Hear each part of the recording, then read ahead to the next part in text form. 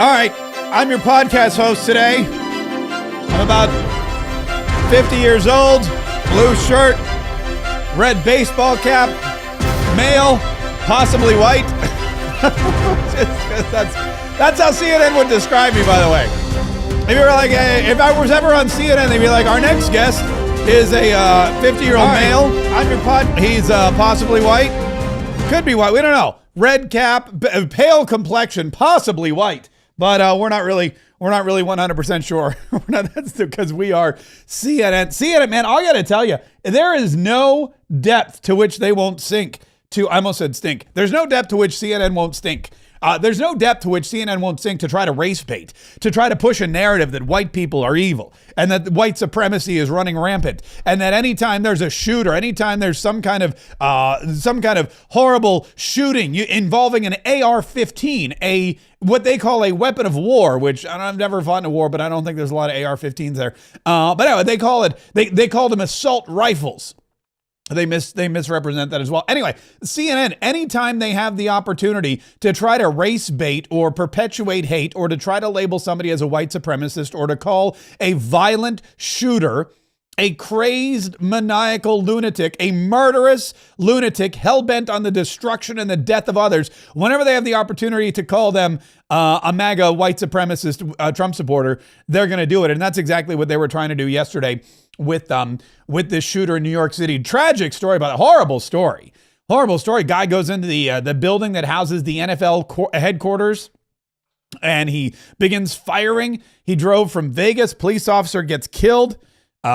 Really, really just tragic stuff. But like I said, we'll get to the latest on that. And we will get to CNN, which, unfortunately, that is the big story. That is the big story. It's a horrible tragedy, of course, that happened. But the way CNN, the way that the mainstream media, the way that this news, quote unquote, organization continues to just jump to conclusions and misrepresent the truth and act as a mouthpiece for even in times like this, when they should be really coming together, when they should be really getting their facts straight, they're just facting it all up. Anyway, we'll get to all that here in just a minute. Also, this is way cool. Donald Trump's trade deal with the AU's gold, which is basically AU's gold or AG's gold? AU is gold, AG is silver, I think. Anyway, the EU deal is AU for the United States of America, and everybody says so. Literally I haven't seen one person, good, bad, or ugly. I haven't seen one person on CNN. I haven't seen one person on MSNBC. I haven't seen one person anywhere say that this is a bad deal for the United States of America. In fact, everybody is touting what a remarkable deal Donald Trump made for this country and how basically they're shocked. They're like, you took advantage. I don't know what happened. They're like, I don't know what happened with the EU. But what's her name? Ursula, she was starstruck or something, but Donald Trump, he got the better of the EU, and this deal is amazing for the United States of America, and we'll share with you some of those people. So there's a lot of them. So buckle up, because that's gonna come into play here in just a minute. Plus, Donald Trump opened up a brand new golf course yesterday, which, I mean, when you're in Scotland, you might as well. It's the birthplace of golf. You own property there. He's got a brand new golf course that he opened up, and man, he walloped it. He hit a drive. I don't know who takes it. I mean, there was this whole thing about Donald Trump cheating. Donald Trump does not need to cheat at golf. I've seen Donald Trump play golf. I watched this drive yesterday. Donald Trump does not need to cheat at golf. The guy's way too good. The guy's probably better than most. I mean, when you play as much as Donald Trump, when you own golf courses, you kind of much have to be. That's one of the reasons why I've decided not to own any golf courses. Because I just, I'm not that good at golf. I don't have a lot of free time that I can dedicate to golf. Yesterday, for example, it was poker night at the club. By the way, shout out to my buddy Gideon, who watches on LinkedIn. I forgot I was on LinkedIn. First of all, wherever you're watching, whether you're watching on YouTube or Rumble or whether you're watching on LinkedIn, wherever you happen to be, please make sure that you subscribe to this channel. And if you're listening to the podcast, absolutely. We got to make sure that you subscribe to the podcast on iTunes, on Spotify, because we are climbing the ranks of podcast superstardom. And every time that you subscribe, you get automatically downloaded each new episode, which is great for you, even better for us, fantastic for our advertisers. So make sure that you are subscribed on the podcast page to this podcast so that you get it every single time. But I'm sitting there at poker yesterday, And first of all, one of my buddies, James, says, Mark, how's the potty? And I go, what? I was like, huh? I was like, I haven't been in there in a couple minutes, but it was funny. He goes, no, the potty. And I look at him, I go, what are you talking? Like, how many drinks have you had? He goes, the podcast, the potty, Poddy. And I was like, oh, I think we're talking about the potty. Like, like that kind of thing. He's like, no, the potty. And then I thought that was kind of fun. That actually is a great name that's a great name for a podcast. If you're interested in starting a podcast, I would choose the name The Potty, or Potty Mouth would be another one, or Potty Talk. Any and all. In fact, maybe I'll steal those. Maybe, you know what? I may actually steal those for myself, so don't take those. But anyway, all of the, and I go, oh, the podcast is doing great. And then across the table, my buddy Gideon looks at me and goes, I watch every day, Mark. And I go, thanks. He goes, I love it. It's so great. I go, well, thanks. I go, where do you watch? Do you watch on YouTube or Rumble? He goes, no, I watch on LinkedIn. And I was like, LinkedIn? Yeah, who's watching live streams on LinkedIn? I guess there's somebody out there. If you're watching on LinkedIn right now, go ahead and like or comment or share or do something so that we know you're there. Because like I told him, I go, oh, I forgot that this thing's on LinkedIn. I signed up for like LinkedIn live streaming a while ago, and I totally just put it out of my head. But thank you to all of our LinkedIn. I'm gonna go over there in a minute. In fact, you know what? I'm gonna go over there right now. I'm gonna see how many people on LinkedIn are watching this podcast, because I can't imagine it's that many. I don't even know where to. I don't even know if I know my password for. You know what? It doesn't matter. I'll check it out here in just a minute. But thank you so much for subscribing wherever you happen to be. So we're talking yesterday, and then while I was there at poker, there's this whole thing about the shooting coming out and CNN being awful, and it was just horrible. So we'll cover all that here in just a minute. Am I even? Oh, I am live on LinkedIn. Look at that. Here we are live on LinkedIn. This is very Inception right now. I'm watching myself talk about LinkedIn on LinkedIn. Doesn't look like anybody's watching. So I don't know. We're there, but I can't tell. I don't think anybody's there watching this. Anyway, so Donald Trump goes off and he goes, I was talking about golf. That's where I started. I don't own any golf courses because, oh wait, somebody is on LinkedIn. Shreya. Hi, Shreya. Thanks so much for being here. Anyway, I don't play golf because I don't have the time. A lot of people do. They have all this extra time, usually rich folk, because, they don't have to go to work anymore. But I don't have the time. And I feel like if you own a golf course, you need to be good at golf. So I've avoided owning golf courses. I own a lot of, microphones. I own lots of microphones because I talk a lot. So I have a lot of microphones. I have a lot of cameras because, I post myself on social media a lot, so you need a lot of cameras, but I don't have a lot of golf courses, so I'm not really the best at golf. But Donald Trump is amazing. He teed off. Listen to it. Here it is. Donald Trump teed off yesterday, and the crowd just went wild. And it was funny because they introduced him like it was like a PGA Tour event. Like when you get up there, they have the introduction of the golfers. Please welcome onto the tee the 45th and 47th President of the United States of America, Donald J. Trump. Yeah, and then he steps up. And he does his requisite practice swings. Whoo. Whoo. Whoo. All right, 3 practice swings. That's about all you get. And then he lines up and then whack, man. He Happy Gilmore'd that thing. Holy cow.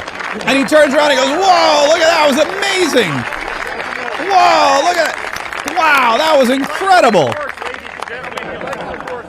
Yeah, and then he said something about, then somebody made a joke about the court. Anyway, that was Donald Trump. Again, I'm not a golfer, but I know that was a great shot. I know it was a great shot because it sounded good. It looked solid. Donald Trump even was like, wow, this is a great course. And of course, the crowd reacted positively. But I imagine they're going to clap for Donald Trump no matter what. I imagine if he'd hit it like right in the weeds, they would have been like, oh, hey, that's okay. Scotland, wind, whatever. It doesn't matter. But anyway, he not only was he winning at golf, but he was winning at life. He was winning at trade. Donald Trump's trade deal that he made in Scotland with the EU, Donald Trump, what he was able to do, and I put together a compilation. It's just, I was going through these all morning, and it was just praise over praise over praise, like triumph after triumph after triumph. Even the networks that hate President Donald Trump, even the CNNs and the MSNBCs and the ABCs and the CBSs and all of them, none of them had anything bad to say about President Donald Trump's trade deal, and many of them were forced to admit that it was spectacular for the United States of America. The early reviews are in on the new trade deal announced with the European Union. The Financial Times says the deal marks a victory for Trump. Who is this deal a win for? Well, I think it is a win for the administration. Isabel, the bottom line is this is the biggest trade deal in President Trump's effort to effectively reshape the global trading order. That has been one of his central priorities since taking office in January. This is a big win for the U.S.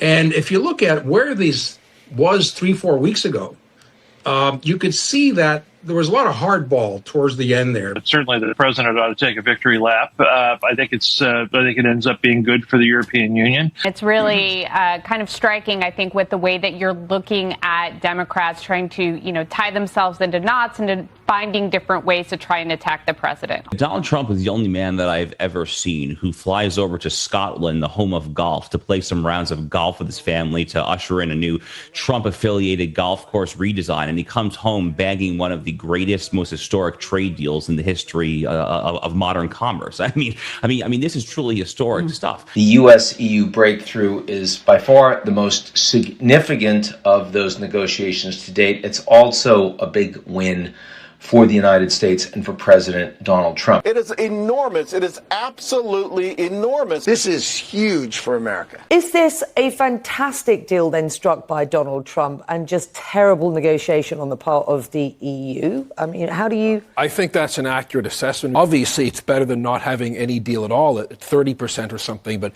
this is really a wasted opportunity, I think, for the EU and absolutely a victory on behalf of the Trump administration. I mean, this is just like, it's just a rapid fire. Win after win after win. I mean, I have never experienced, frankly, this much winning from a president in my life. Donald Trump is demonstrating not only that he is a very, very good deal maker, and this deal with the European Union is an extraordinary one in those terms. It's an incredibly one-sided deal. Ultimately, he has been successful in his first term and now in his second in developing and finding new ways for America to be successful. I'm so glad Ari agrees with me on this point.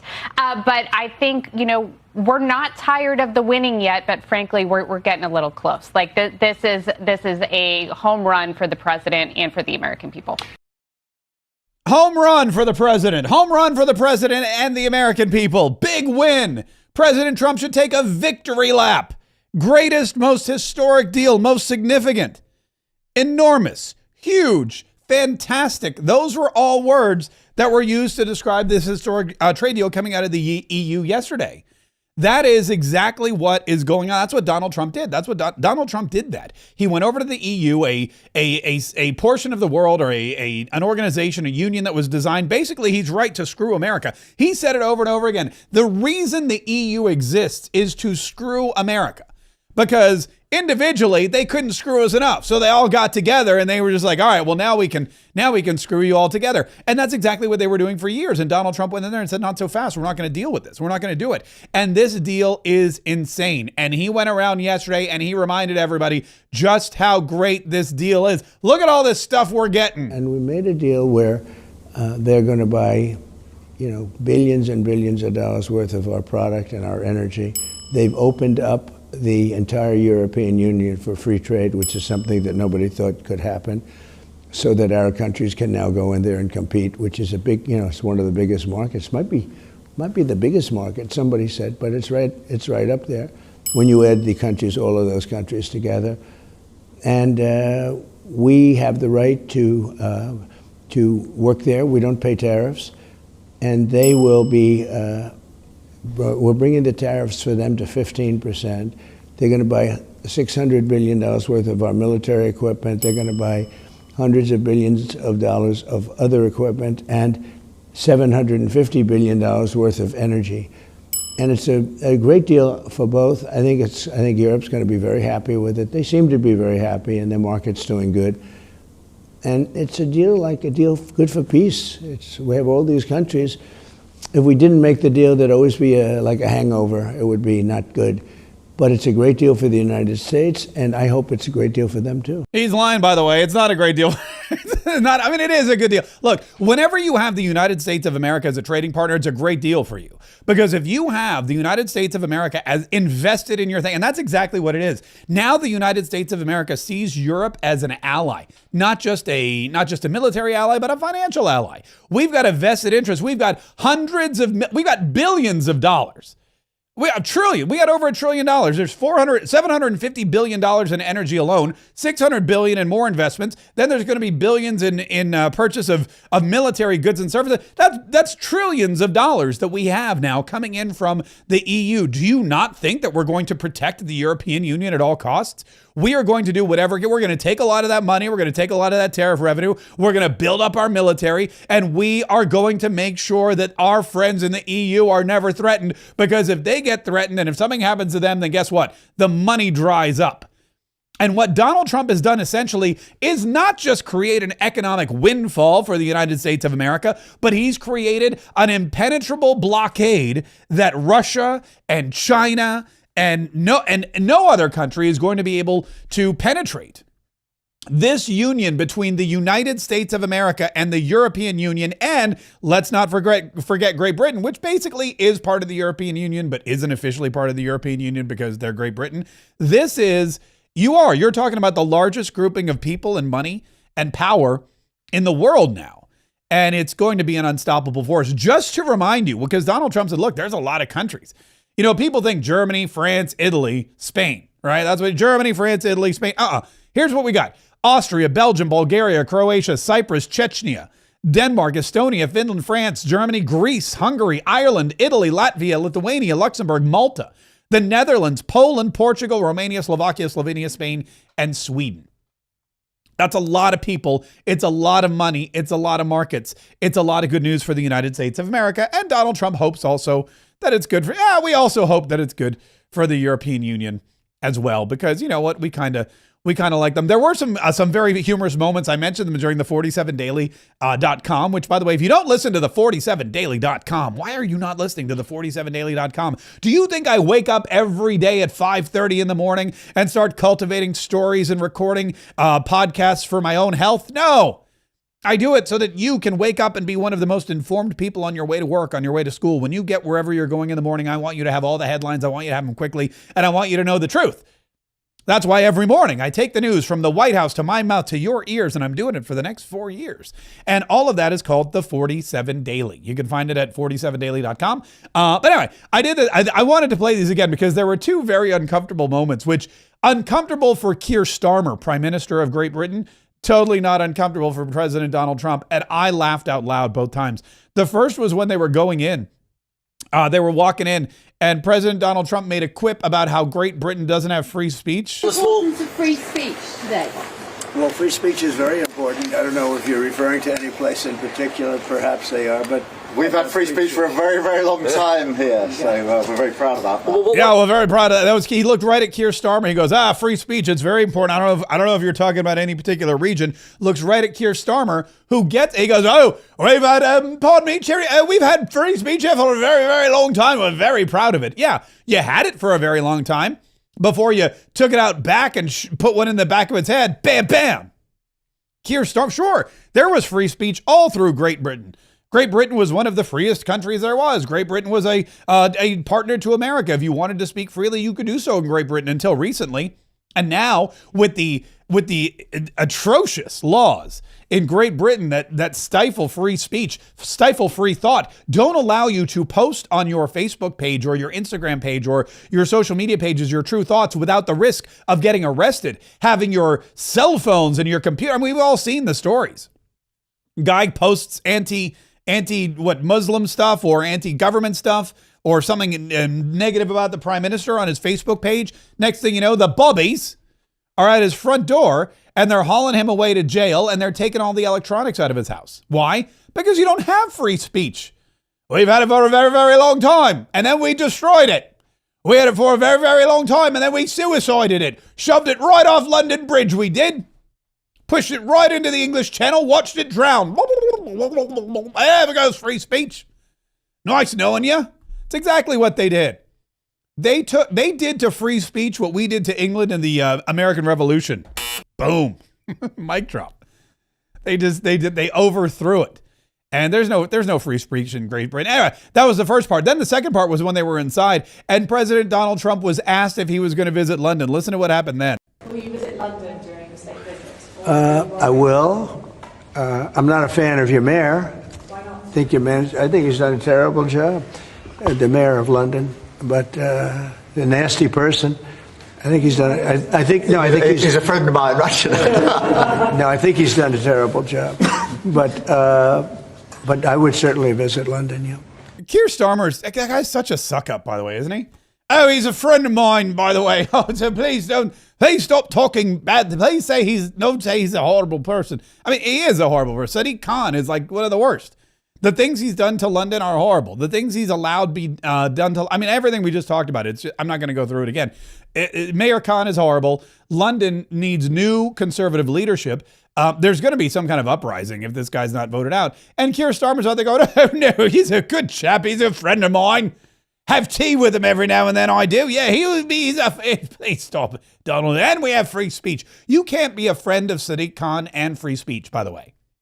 Keir Starmer's it's not a good look when you say, I'm a friend of free speech. I believe in free speech. And also I'm a friend of Sadiq Khan. You can't, the two don't match up, right? It just doesn't work. It doesn't work at all. But I digress. So back here at home, this is a horrible story. Back here at home, there was a shooting in New York, and the shooting itself was. Let me pull up the story about the shooter. I want to make sure that I get all the details correct because I'm about to flame CNN for not getting the details correct. So I want to make sure that I get the details correct. And the best thing to do is just pull up a trusted news source. And since there are very few of those, you know what? I'll just go to the New York Post because even though they're owned by Rupert Murdoch, I guess I kind of trust them more than I do anyone else these days. New York City shooter Shane Tamura. Apparent suicide note reveals he admired CTE documentary and prominent neuroscientists. So basically what happened was, according to the New York Post, the crazed gunman who killed 4 people in Monday's Manhattan massacre thanked a documentary on CTE brain injuries and listed off the names of several prominent neuroscientists in his apparent suicide note. Shane Tamura, 27, had the rambling writings stashed in his wallet when he stormed the Midtown skyscraper at 345 Park Avenue, which is home to the NFL's corporate headquarters. Tamura, who claimed to suffer from CTE, which is, by the way, that's that gray matter brain disease that they say a lot of football players get because they've been bashed in the head and their helmets supposedly weren't sufficiently protecting them. Shane Tamura claimed he suffered from CTE, had scrawled frontline documentary on one of the pages, an apparent reference to the League of Denial doc that probed the links between the NFL and the brain injury linked to head trauma. The note also made mention of the Fainuru brothers, the 2 ESPN reporters who co-wrote the League of Denial book. The names of several doctors were featured on one page, including Dr. Ann McKee, who is the chief of neuropathy at BU Alzheimer's Disease Research Center, and Dr. Christopher Nowinski, the co-founder of Boston University's CTE Center. How the shooting unfolded. Reports of the shooting at 345 Park Avenue started coming in at 6:28 p.m. Shane Tamura was seen getting out of a black BMW between 51st and 52nd Streets with an M4 rifle. He entered the lobby, turned right, where he shoots police officer Didurul Islam, 36, dead. Tamura guns down a woman cowering behind a pillar in the lobby, sprays more bullets, and walks toward the elevator bank, where he shoots dead a security guard crouching at his desk. One more man reports being shot and injured in the lobby. He was in critical but stable condition. The gunman allows a woman to walk out of the elevators unharmed before heading up to the 33rd floor, where building owner Rudin Properties offices are located, and begins to walk the floor, firing as he traveled. One man is shot and killed on that floor before Tamura shoots himself in the chest. It's unclear how long the mayhem lasted. Police Commissioner Jessica Tisch posted on X at 7:52 p.m. The scene has been contained and the lone shooter has been neutralized. Elsewhere in the ramblings, Tamura blamed football for his apparent struggle with CTE, the neurodegenerative disease chronic traumatic encephalopathy, and begged for his brain to be studied in the wake of the massacre. He also name-checked Terry Long, the former Pittsburgh Steelers player who was diagnosed with CTE after downing antifreeze to kill himself 20 years ago. Terry Long, Football gave me CTE and it caused me to drink a gallon of antifreeze, Tamura's note stated, according to sources. You can't go against the NFL. They'll squash you. Please study brain for CTE. I'm sorry. The league knowingly concealed the dangers to our brains to maximize profits. He continued, they failed us. The degenerative brain disease had been linked to concussions and other repeated head trauma, common in contact sports like football, but can only be diagnosed after somebody has died. Tamura offered up an apology in the note, writing, "Tell Rick, I'm sorry for everything." Law enforcement sources said that reference was apparently a nod to the person who purchased the rifle used in the attack. The alarming revelations came as Mayor Eric Adams confirmed Tuesday that the mentally ill shooter appeared to have been targeting NFL's corporate headquarters, which has offices in the Park Avenue high-rise. We're still going through the suicide note to zero in on the exact reason, but at this time it appears as if something's attached to his belief he experienced CTE from the NFL. Despite suggesting he suffered from CTE from playing in the NFL, Tamura only played high school football in California. He never, ever, ever, ever played in the NFL. He's believed to have suffered at least 2 mental health incidents in 2022 and 24. Investigators are still probing the motive. They believe Tamura had been trying to get to the NFL offices on the building's lower floors when he stormed into the lobby and opened fire. Chilling surveillance video captured the gunman exiting a double-parked BMW early Monday evening with a rifle and then calmly marching into the building, which is also home to investment firm Blackstone. So he never played in the NFL.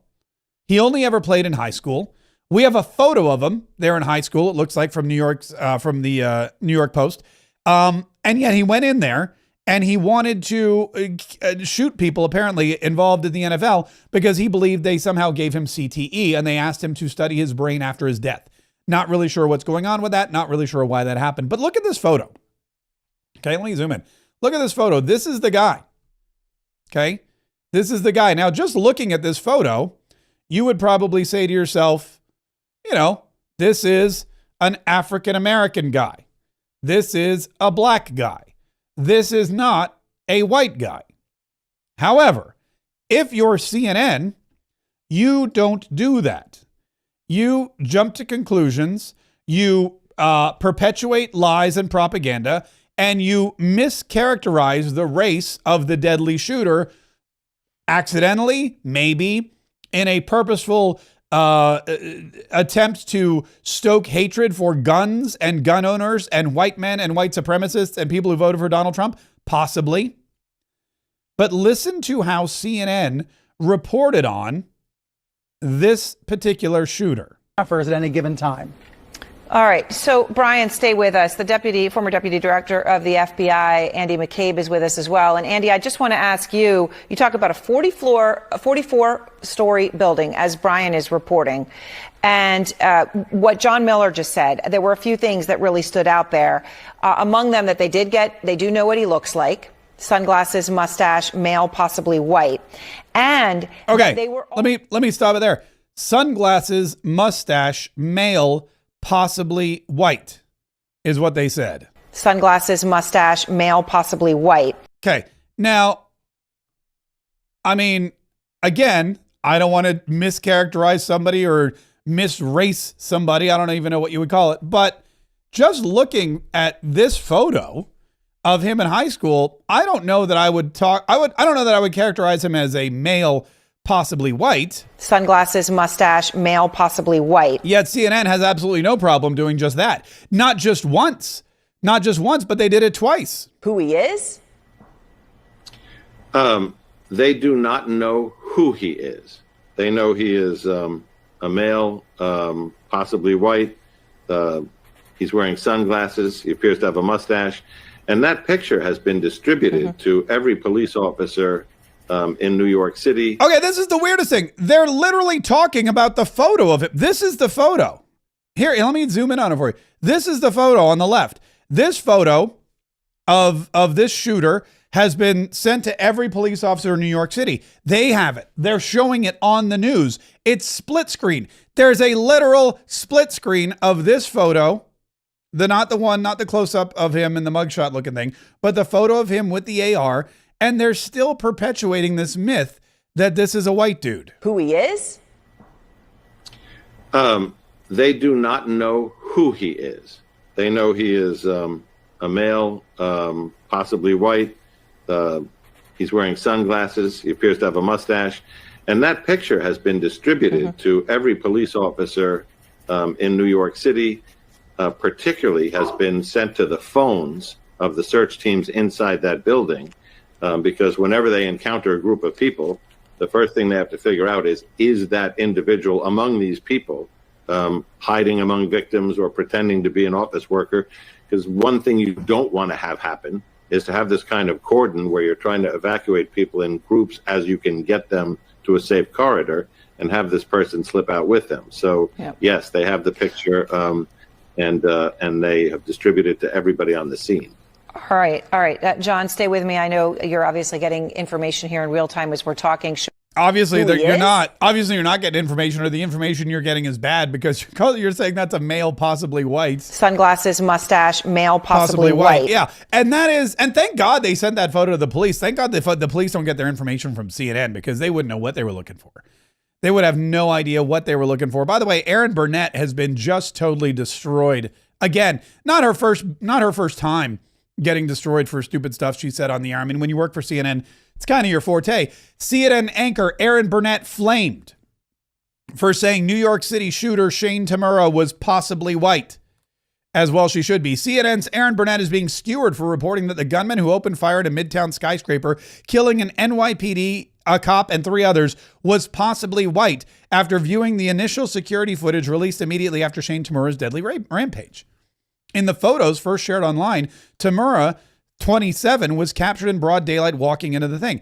Burnett said police knew the gunman had sunglasses, mustache, male, possibly white, during a broadcast shortly after the shooting Monday evening. The chilling image of Tamura with the AR-15, however, showed him with a possibly darker or ethnically mixed complexion. I mean, I'm looking at him. Darker, yes. Ethnically mixed, I mean, I don't know. I would just say, oh, that looks like a black guy. But Erin Burnett thinks he's possibly white. And I guess technically that's true, but it's not justifiable in the moment, and it doesn't help the situation. It exacerbates it, and it perpetuates this racial stereotype about white people. Online critics slammed Burnett's statement for being too premature and presumptive. He may be a bunch of different things, basically anything but white, one internet commenter said. CNN should be shut down. They have not reported a truthful story in what seems like forever, another commenter on X said. Other users said the suspect's race was irrelevant. I mean, I don't know about that. When you're trying to find somebody, when you're trying to hunt down a killer, you probably want to know what they look like. NYPD officer Didarul Islam, that's the guy that was killed. That's very sad. The 27-year-old maniac barged into the building and began shooting. We just talked about all of those things. Police say he had a mental health history.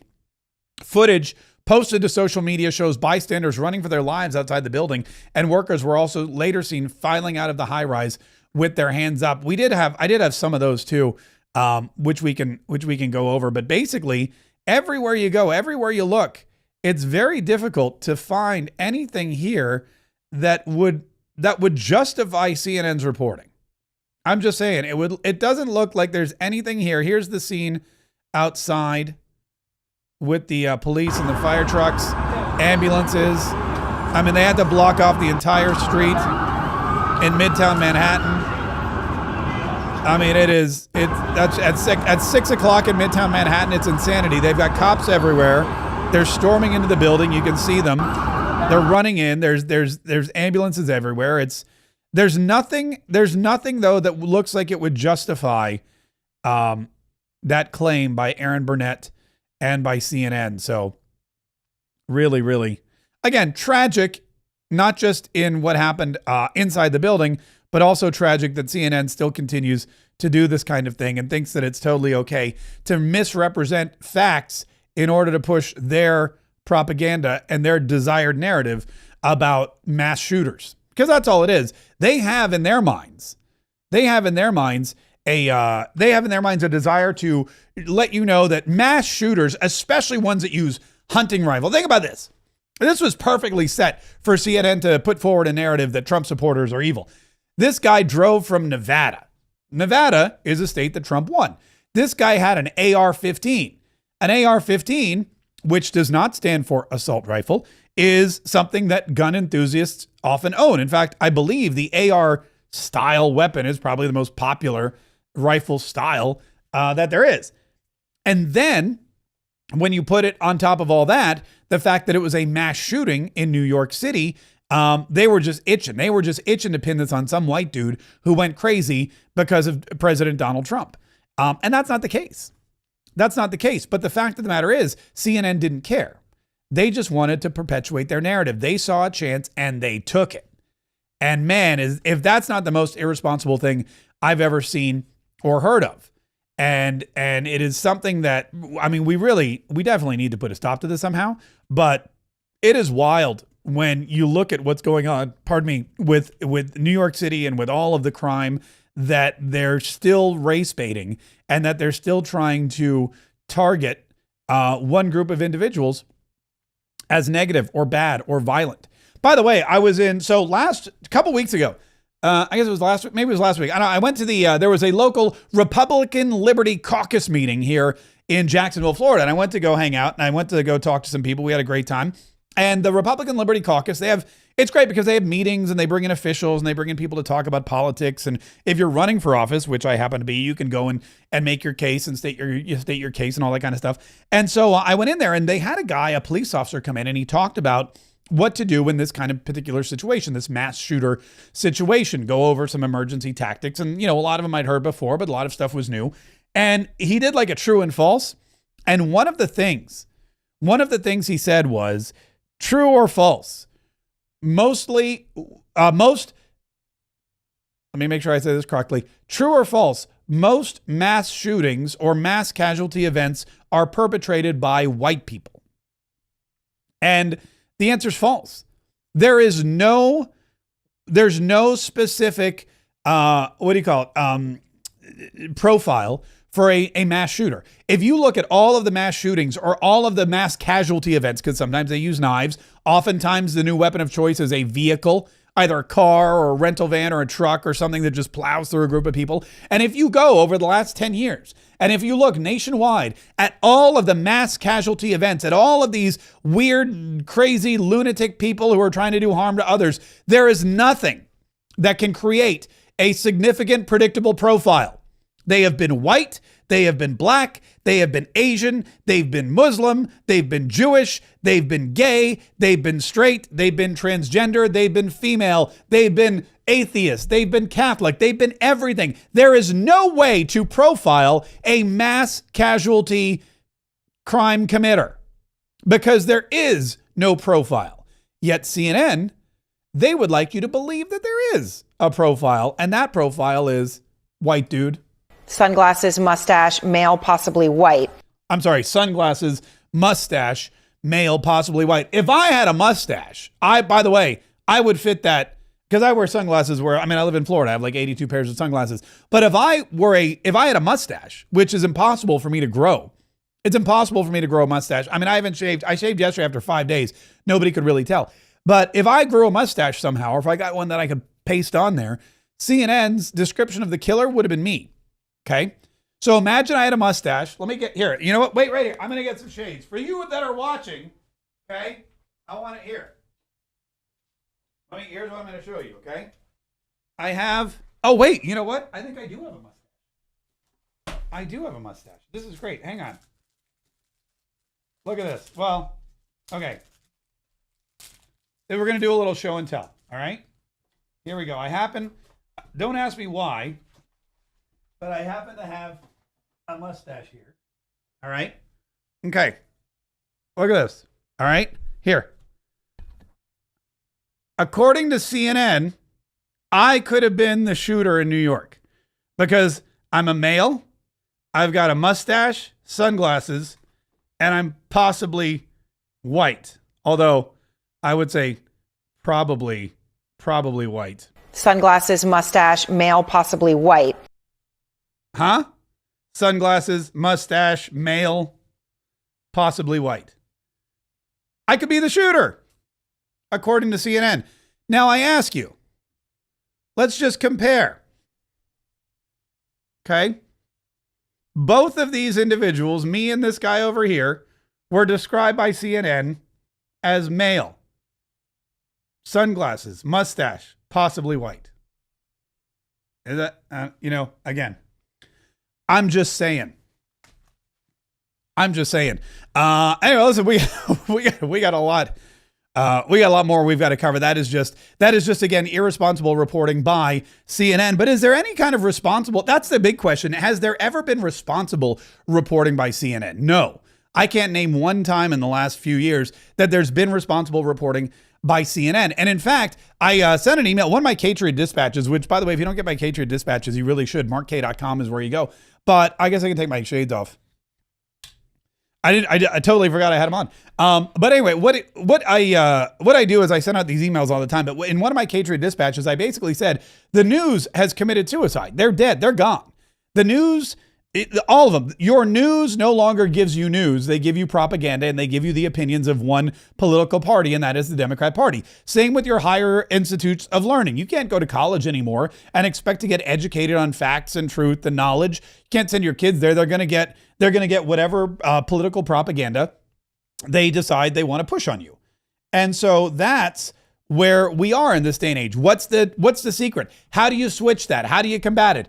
Well, listening to this podcast is one great way to do it, and you figured that out. In fact, listening to podcasts altogether are a great way to do it. If you listen to podcasts, if you find alternative media, if you create podcasts, then you're doing a service to others, because there are people out there who can't get the news from the news sources anymore because they're horrible. They can't get information or education from their trusted institutes of learning anymore because they've all been propagandized and liberalized and socialized and taken over by the Democrats. Your favorite talk radio stations aren't giving you the truth anymore because they're owned by liberal foreign entities, again, that are just pushing a socialist agenda. So where do you go for your information? Where do you go for your news? Where do you go to learn stuff, important stuff that you want to know? You go to podcasts. And I'm going to be honest with you. If you know something that somebody else wants to know, if you have information that somebody else wants to learn, you should start a podcast, because it's the best way to get your influence out there. It's the best way to teach people. And it is really it's the keystone of any and all social media. Why do you think I spend so much of my time podcasting? It's the easiest way to grow an audience. It's the easiest way to gain influence. It's the easiest way to get authority. And it's the easiest way to transform not only your life, but other people's, because of the information that you share. Tomorrow night, Wednesday night at 8 p.m., I'm hosting something called Podcast Profits Live. And this is a 1-hour presentation. It's a live event. I roll through my entire podcast system, how I create multiple podcasts, with multiple streams of income. And most importantly, I teach you how to do it. It takes about 1 hour. 1 hour. In 1 hour, I can teach you, and I will, how to launch a money-making podcast without a studio, tech skills, or a huge online following. If you'd like to join me, go to podcastprofitspro.com. Podcastprofitspro.com. There's a link in the description of this video if you're watching the video on YouTube or on Rumble or anywhere else. But go there, click on the link, and register tomorrow night at 8 p.m. It's going to be awesome. It's going to be fantastic. You're going to learn so much about why. And it's not just if you want. It's you may be needed. The information that you have, it may be needed. If you have information and you've been trying to get it out to people, but you've been unsuccessful, I have the cure. It's called podcasting. And I'll show you everything. I'll take you into the details, the nitty-gritty. I'll show you the proof of why podcasting is the best social media platform out there. I'll show you the proof as to why podcasting is the best way to share your information and grow a following and secure your financial future, your family's financial future, your legacy, your influence, everything you want to do. That's tomorrow night at 8 p.m. I would like you to go to Podcast Profits Pro if you would like to sign in. We do need you to register because it is limited. It's a Zoom room, but my Zoom, there's different Zoom accounts. I'm not even sure which one I have, but I know that we do fill up on occasion. So make sure that you do register, because we want to make sure that everybody who wants to get in can get in. There's one more story here that I wanted to do, and it's involving ICE and Tom Homan. Tom Homan was being interviewed I think this is it here. Let me play this for you. This is Tom Homan, who, again, while all of this is going on, while CNN is misrepresenting the truth in deadly New York City shootings, while Donald Trump is out there making record-breaking, big win, victory lap, most historic, significant, enormous, huge, fantastic victories for our trade, Tom Homan is still out there trying to deport illegals. So I looked at the numbers yesterday, Lawrence. Here's where we're at. 70% of the people we're arresting are criminals. Hard stop, 70%. Who are the other 30%? The other 30% are national security threats. Like we've arrested over 300 Iranian nationals. These are people who are national security threats based on intelligence, based on other information. These are people we have to take off the street, that we have to deport. Who's the rest of that 30%? These are people who had due process at great taxpayer expense, and a judge ordered them removed. A federal judge said they must be deported. So our job is to deport those people. So we're executing the laws issued by Congress, enacted by Congress. We're arresting 70% criminals, and the rest are national security threats, and those with final orders. But the left will make you seem like we're out arresting, innocent people, disappearing people, kidnapping people. But the facts are the facts. ICE is prioritizing public safety threats and national security threats, and the numbers prove it. Yeah, so that's exactly what he's saying. He's saying when we go to deport people, the left wants you to believe that we are deporting people who are not criminals, who are just a Maryland man, for example. These are just innocent folks, and we're disappearing them. We're kidnapping them off the street. We're going to farms and just ripping parents away from their families. That's not all what's happening. The 70% are criminals, and then the 30% are security threats, national security threats. And the Democrats are lying to you about it. The Democrats are perpetuating this myth that somehow the United States and the brave men and women of ICE are just ripping people off the streets, innocent people off the streets, and sending them out. And in what is one of the most, I have to tell you, this image is what is just really pitiful for the Democrat Party. If you're a Democrat, first of all, I don't know why you're listening to this, but welcome. If you're a Democrat, I want you to look at this. This is your party. This is Chris Van Hollen and other Democrats, okay? Chris Van Hollen and other Democrats, this is them sitting outside of a courtroom where Abrego Garcia was having his hearing. They were thrown out, okay? They weren't allowed to go in. And so they sat there, not on chairs, not on a bench. They plopped down on the ground. These are lawmakers. These are senators and congresspeople. They plopped down on the ground like they're in kindergarten. And they sat on their butts on this dirty floor waiting for Abrego Garcia, a foreign invader, an illegal criminal alien, an MS-13 gang member, somebody who reportedly beat his wife twice so that she called and got a restraining order against him. These people are so concerned about his well-being that they are sitting outside the courtroom on the ground in their suits, looking pitiful. I mean, I would be embarrassed if that were my elected official. Thank God I don't live in Maryland anymore. If that were my senator, I'd be embarrassed. It's just, I mean, it's insanity. I think there was a speech he spoke as well. Let's see. Oh yeah, here we go. Let's see what he had to say. This holding cell has also become a place where the Trump administration's plan to violate people's constitutional right to due process has been front and center.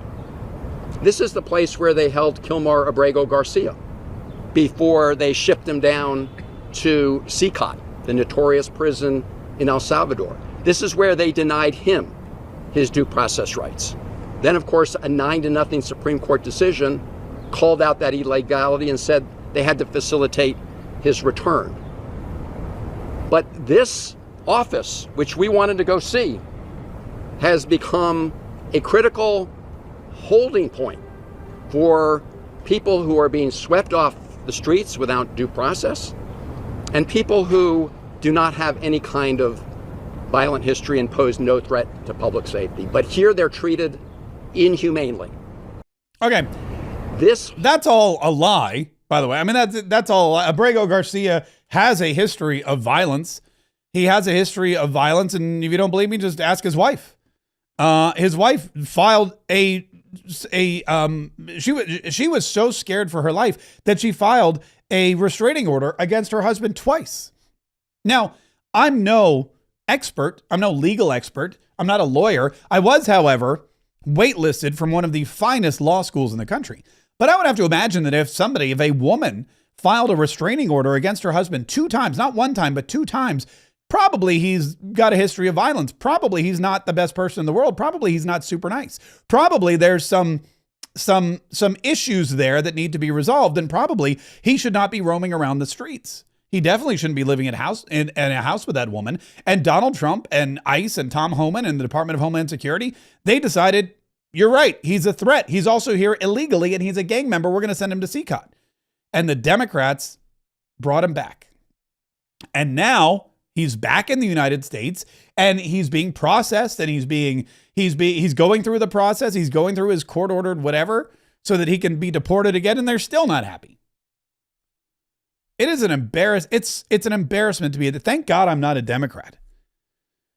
I mean, it's just got to be a god-awful life to be a Democrat, to know that you care about criminals, aliens, people who aren't your own constituents, people who didn't vote for you. I mean, I think that we have Congress is bad enough. Oh, speaking of which, let me get to Eric Swalwell. Congress is bad enough, and Congress people are bad enough without this kind of shenanigans, without this kind of idiocy.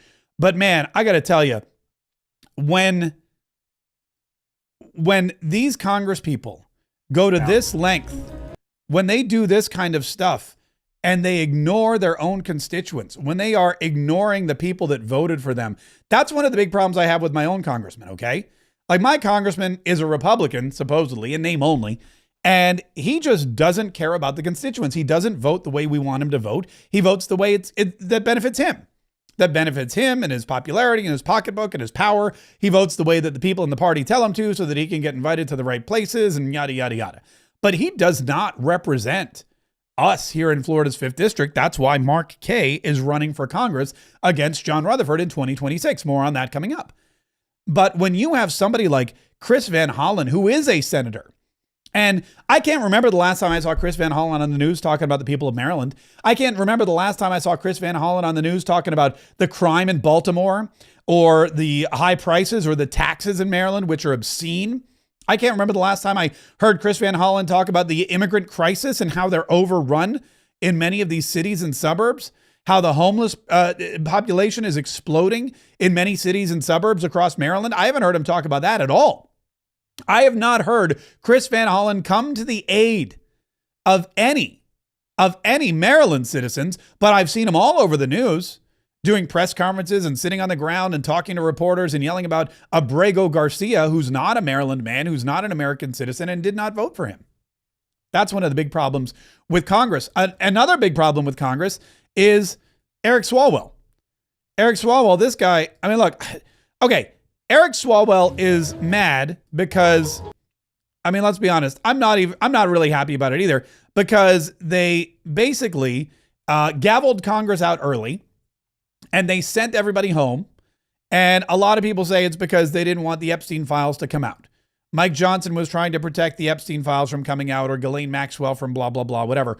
So Eric Swalwell, who you may remember as the guy who farted live on camera and also, oh yes, was having sex with a Chinese spy who also happened to be one of his employees. So there's like a lot of, there's HR violations and national security violations. There's all kinds of problems with that. But he was sleeping with one of his staff members who turned out to be a Chinese spy named Feng Feng.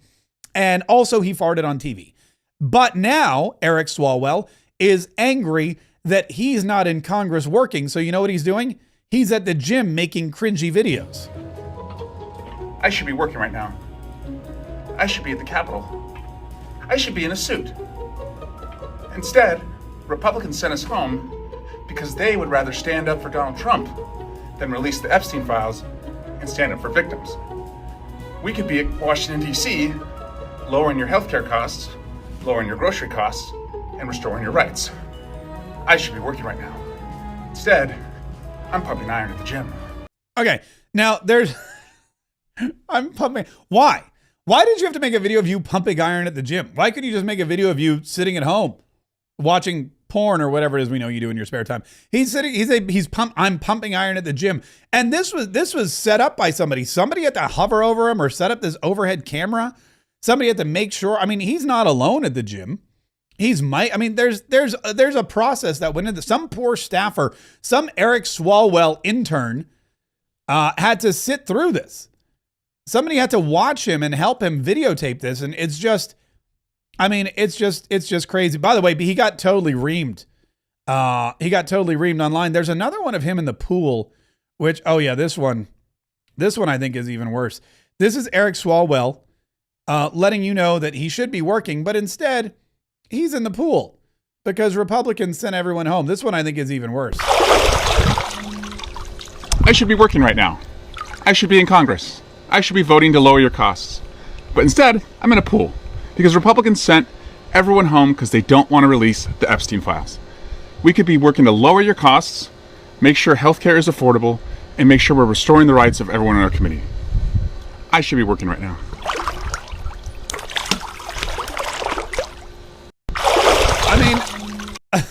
Again, why in the pool? Why do we have to see? I mean, think about this guy. This guy is so egomaniacal or so lecherous. He comes up with this idea. Oh, we should do videos where I'm not working. Instead, I'm on vacation or I'm just, bumming around the house. And one of his staffers was like, okay, great, we'll do that. He goes, in one of them, I should be pumping iron at the gym. And people are like, why not just why don't you just drink coffee on her front porch? No. Pumping iron at the gym because I want people to see what kind of a man I am. So they're like, all right, what about the next one? Oh, you know what? I should do one with my shirt off. So I'm going to take my shirt off and I should be wet. I'll be wet and topless in the pool. And then at the end, just to show my sports acumen, I'm going to toss a ball into a net. So yeah, so this is great. I'm wet. I'm wet. I'm topless and I'm tossing balls. That's what I want. That's going to get the message across that Republicans suck. This is it. This is ball tossing, wet, naked Eric Swalwell, who should be working right now. I have a question. Why aren't you working? It's not that you can't work. It's that you're choosing not to work. The Capitol building is open. Washington, D.C. is open. If you want to get a head start, if you're mad that Congress has been gavelled closed, that doesn't mean you can't go to the Capitol building. That doesn't mean you can't go and have meetings. You don't have to be pumping iron or sitting in your pool. You could actually be working. There's no law that says when Congress is gavelled out of session, no work gets done.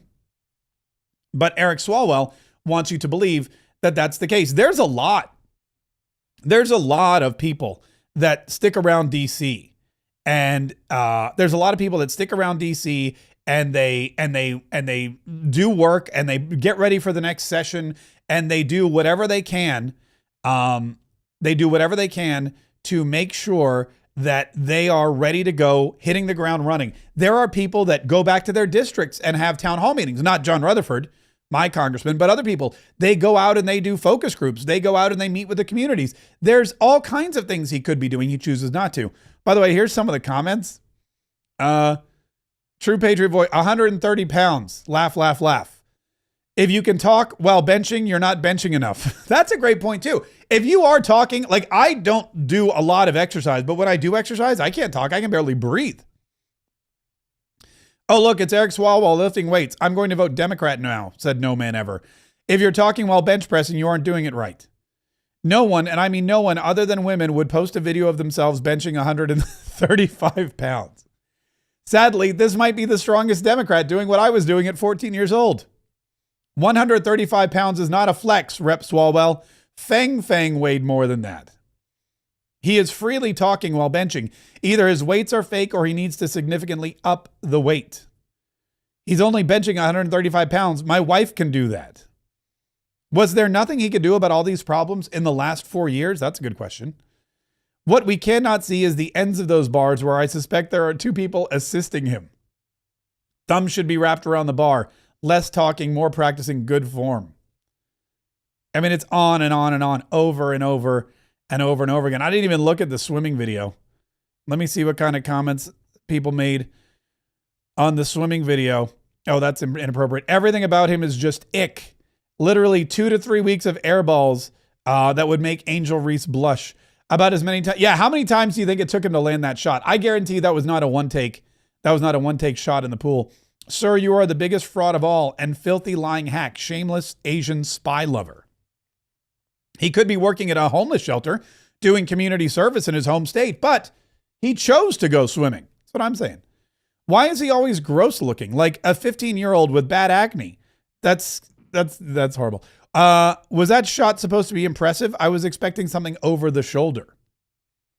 He's been in Congress for 12 and a half years. Why hasn't he lowered our costs yet? 12 and a half years. I didn't realize it was that long. What a loser. Poor Fang was in the... Okay, well, we don't need that. Well, anyway, we'll stop reading those because now they're just getting filthy and disgusting. But that's it, man. That's the Democrat Party in a nutshell. The Democrats are crazy. Republicans, lazy. Democrats, crazy. That's why we have such a